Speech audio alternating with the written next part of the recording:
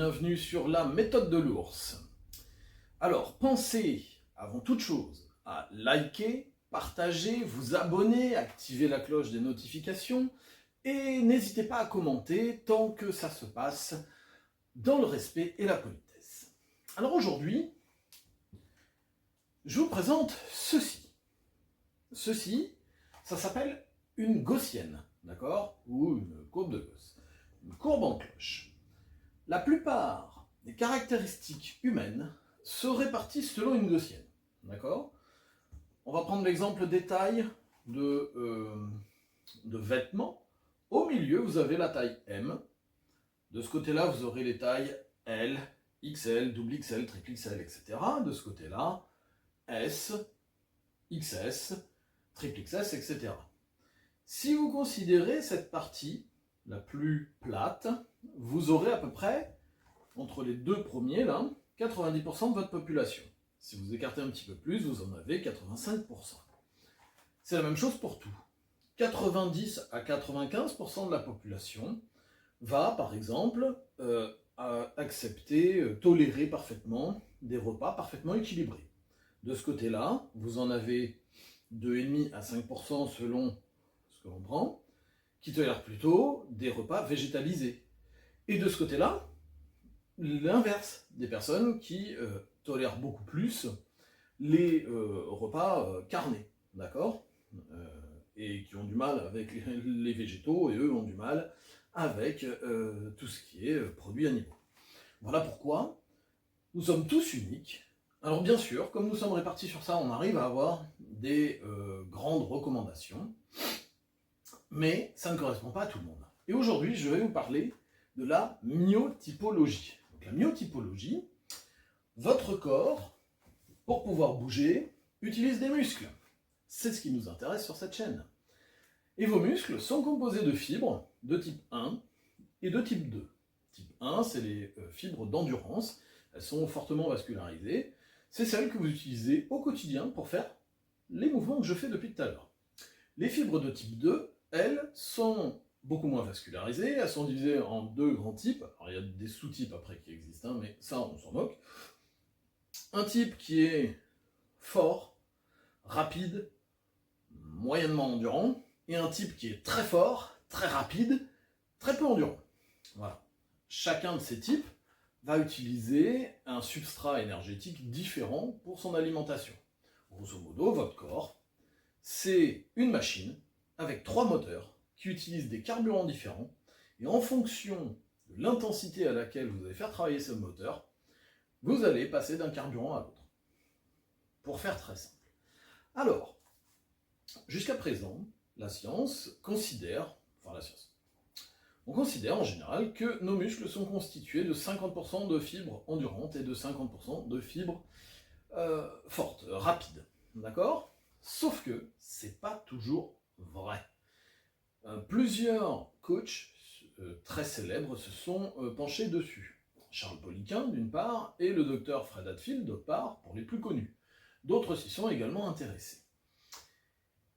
Et vous avez dans cette population, eh bien, une répartition selon notre ami la gaussienne, avec 95% des gens qui sont effectivement à 50-50 ou pas loin, 2,5% avec une forte majorité de fibres rapides, et 2,5% avec une forte majorité de fibres lentes. C'est pour ça que vous avez naturellement des gens qui vont être doués pour le marathon, naturellement des gens qui vont être doués pour le sprint, naturellement des gens doués pour les sports d'endurance, naturellement des gens doués pour les sports d'explosivité ou de force. Et la plupart des gens sont capables d'avoir des niveaux de performance plus ou moins décents dans les deux, parce que la plupart des gens ont les deux fibres. Voilà. Donc la myotypologie, c'est quelque chose qui, pour moi, est très important dans la programmation de l'entraînement, de votre entraînement. Parce que, naturellement, vous allez être attiré par un type d'effort. Pourquoi ? Parce que la nature est bien faite. Votre corps, il ne va pas avoir 95% de fibres blanches dans les jambes et 95% de fibres rouges dans les bras. Même s'il y a des petites nuances entre les différents muscles. Si vous avez tendance à avoir plus de fibres blanches, ça sera dans tous les muscles. Si vous avez tendance à avoir plus de fibres rouges, ce sera également dans tous les muscles. Je répète, avec des variantes entre chaque muscle, d'accord? Et ça va vous entraîner, ça va vous attirer vers ce pourquoi vous êtes fait. C'est pour ça que, bon, je suis né dans un milieu agricole, d'accord? Mon père et mon grand-père étaient agriculteurs, et vous avez des gens dans ces métiers-là, quand j'étais petit, on travaillait encore beaucoup plus physiquement qu'actuellement, hein.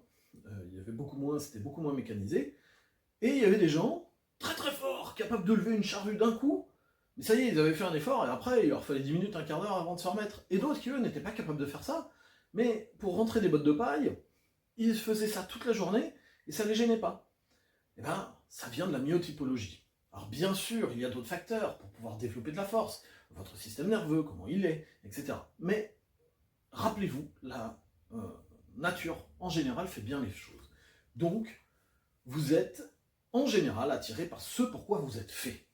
Et ça, c'est hyper important. Comment savoir quelle est notre myotypologie?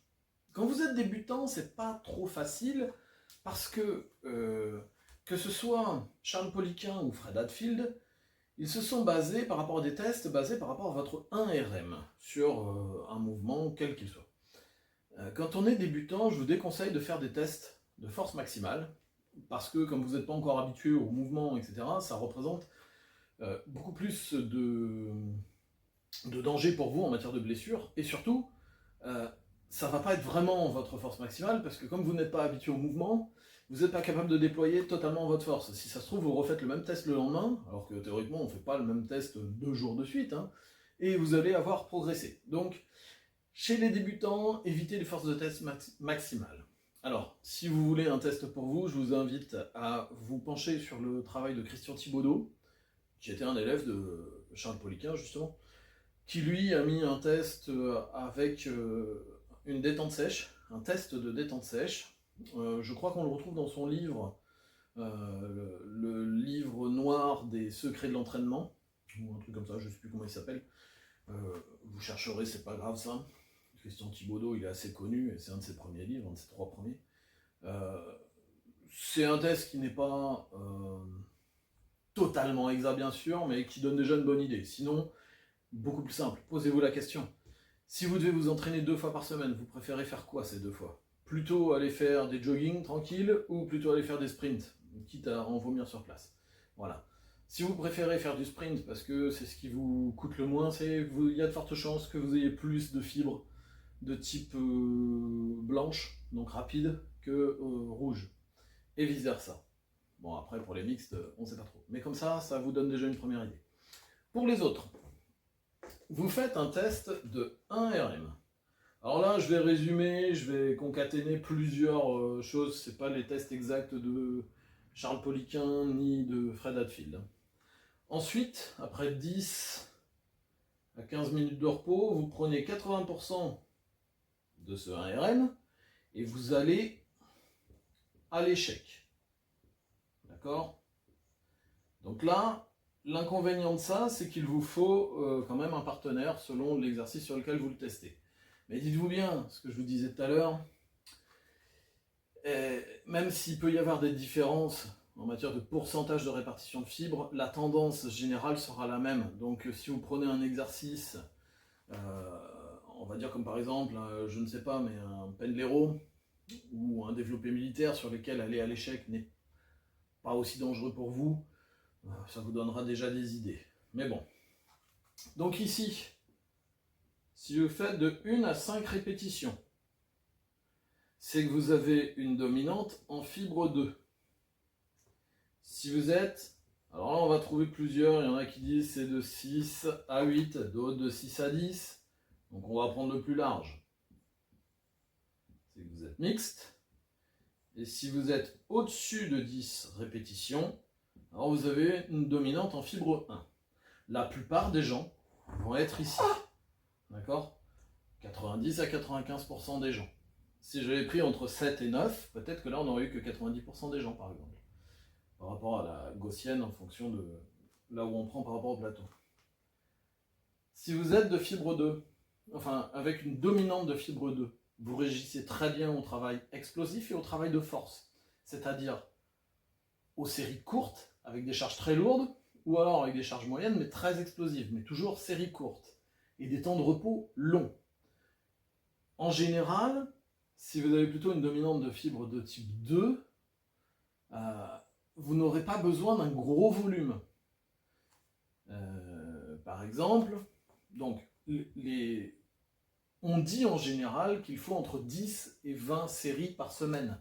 Eh bien, ça correspond à notre moyenne, à nos 90% de nos gens. Donc ici, vous pouvez très bien, avec moins de 10 séries par semaine, faire autant de travail que les autres. Et eux, par contre, auront besoin de plus de 20. D'accord? C'est pour ça qu'on a des personnes qui peuvent aller jusqu'à 40 séries par semaine. Ils ne se fatiguent pas, ils récupèrent bien donc, ils progressent, et ça leur convient, ça ne les lasse pas. Alors que d'autres, si vous prenez ceux-là, vous leur faites faire des séries de 10-15 répétitions et vous leur faites faire 15 séries par semaine, c'est-à-dire comme eux toléreraient bien, et ben eux, ils ne vont pas supporter. Et ça, savoir ça, ça va vous permettre déjà de recaler vos entraînements. Parce que les coachs sont formés pour 90 à 95% des gens. Donc pour eux. Voilà pourquoi on trouve ce genre de choses partout sur Internet. On oublie volontairement les 2,5% ici, 2,5% ici. Mais ça, ce sont des gens qui existent. Et peut-être que vous, quand vous êtes allé à la salle, on vous a fait un programme qui correspond à ça, entre 10 et 20 séries par semaine, des séries moyennes à longues, et ça ne vous convient pas. Ben, si vous êtes là, c'est que vous avez peut-être besoin de faire, même sur des mouvements polyarticulaires, des séries supérieures à 15-20 répétitions. Je vous rappelle qu'il y a des études qui ont été menées et qui vous expliquent qu'à partir du moment où vous allez à l'échec, que vous fassiez 4 répétitions ou 30 répétitions, vous aurez la même masse musculaire au final. Donc peut-être que vous êtes ici, que vous avez besoin de faire un gros volume, 30-40 séries par semaine peut-être, et que ici, bah, vous ne progressez pas. Si vous êtes ici, là, vous vous effondrez, vous n'avez plus envie de le faire.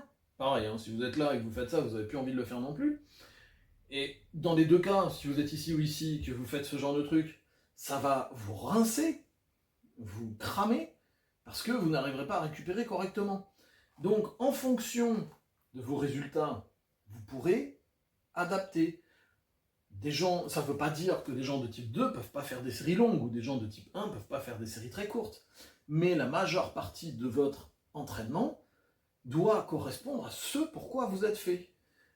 Vous êtes ici, faites essentiellement, alors si vous voulez faire de l'hypertrophie, plutôt des séries entre 3 et 6 répétitions. Oui, je sais, c'est court. Si vous voulez faire de la force, vous serez peut-être bien entre 1 et 4, 1 et 5 répétitions. Alors que si vous êtes là, vous serez bien pour faire de la force entre 3 et 6, pour faire de l'hypertrophie entre 7 et 15 répétitions, alors que ici vous serez à plus de 15 répétitions. Et là, si vous avez plutôt des fibres de type 1 pour faire de la force, vous serez peut-être mieux en faisant des séries de 8-10 répétitions. D'accord? Là, on serait tenté de dire, puisqu'ici je dis il faut des temps de repos très longs quand même entre chaque série, on serait tenté de dire ici des temps moyens, c'est-à-dire que là on peut aller jusqu'à des temps de repos de 5 minutes, hein. Ça gêne pas. Ici, bah, vous savez, tous les trucs les plus courants, hein, entre 1 et 3 minutes, selon ce que vous cherchez. On serait tenté de dire qu'ici, on peut se reposer plus longtemps. Là, c'est aussi à voir, parce que plus vous serez à l'échec, et plus vous aurez besoin de temps de repos, surtout sur des séries longues, parce que le système nerveux ramasse quand même. Donc voilà ce que c'est que la myotypologie. Peut-être que vous ne le saviez pas, et que vous ne tombez pas dans les 90-95% des gens. Au contraire, vous êtes peut-être dans un des deux autres cas, et que jusqu'à présent, chaque fois qu'on vous a mis sur un programme, ça vous a lassé. D'accord? Le principe de la méthode de l'ours, qui est ma méthode pour faire des programmes d'entraînement, c'est justement de pouvoir pallier à cela. Un jour, je vous l'expliquerai dans une autre vidéo, parce que la méthode de l'ours, c'est un petit peu plus complexe. Mais ça repose beaucoup sur ce que j'ai pu observer sur le terrain avec des athlètes. Et pareil, quand vous avez des athlètes et que vous êtes sur un groupe, eh bien, ils n'ont pas forcément tous la même myotypologie, ils ne répondent pas tous pareil à l'entraînement, donc il faut trouver des solutions. Voilà, donc grâce à ça, vous allez peut-être déjà pouvoir commencer à modifier un petit peu vos programmes d'entraînement pour qu'ils vous correspondent. Et grâce à cela, peut-être que ça va vous redonner de la motivation, redonner des progrès. Et si c'est le cas, eh bien, tant mieux pour vous. Donc, je vous dis à très bientôt pour une autre vidéo. En attendant, moi, je vais me boire un petit café. Et n'oubliez pas, je le répète, likez, partagez, abonnez-vous, commentez, etc., etc. Allez, salut les amis!